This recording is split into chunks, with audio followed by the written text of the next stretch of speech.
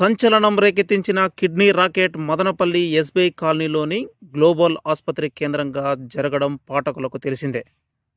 ఈ kidney racket కేసులో ఇప్పటికే పోలీసులు గత నెలలో 8 మందిని అరెస్ట్ చేసి రిమాండ్ కూడా తరలించడం జరిగింది.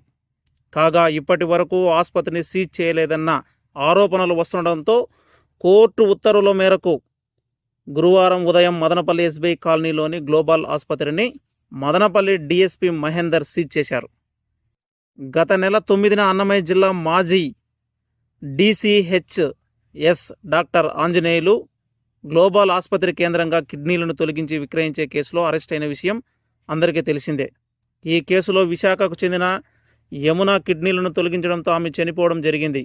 ఘటనపై మదనపల్లి 2వ పట్టణ పోలీసులు కేసు నమోదు చేసి కేసులో కీలక పాత్ర పోషించిన A1 ముద్దాయి డాక్టర్ ఆంజనేయులతో పాటు కిడ్నీలు తొలగించడంలో సిద్ధహస్తుడైన బెంగళూరుకు చెందిన డాక్టర్ పార్థసారథి రెడ్డి, మదనపల్లి డయాలసిస్ కేంద్రం manager Balarangudu alias Balu, Kadiri dialysis manager Moharaj, అలాగే విశాఖకు చెందిన పెళ్లి పద్మ, కాకర్ల సత్య, యమున ప్రియుడు సూరిబాబు, బెంగళూరు, గోవాలకు చెందిన మరో కొందరిపై కేసులు నమోదు చేసి 7గురిని అప్పట్లో అరెస్ట్ చేశారు.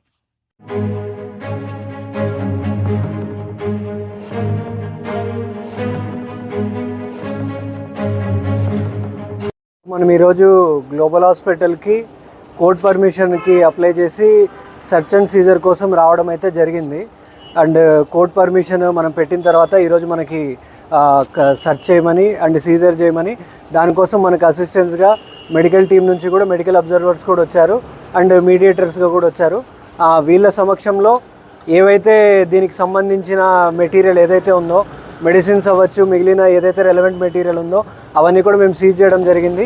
సీజ్ చేసి పంచనామా డ్రాప్ చేసుకొని మేము మళ్ళీ కూడా రేపు కోర్టుకి సబ్మిట్ చేయడం కూడా జరుగుతుంది. ఇదంతా కూడా మెటీరియల్ సీజ్ చేసింది ఫర్దర్గా FSLకి కూడా పంపించేసి మాకు రెలవెంట్ ఎవిడెన్స్ ఏదైతే ఉందో అది కూడా తీసుకొని కేసు దర్యాప్తులో భాగంగా మేము ఇవన్నీ కూడా యూజ్ చేసుకోవడం జరుగుతుంది.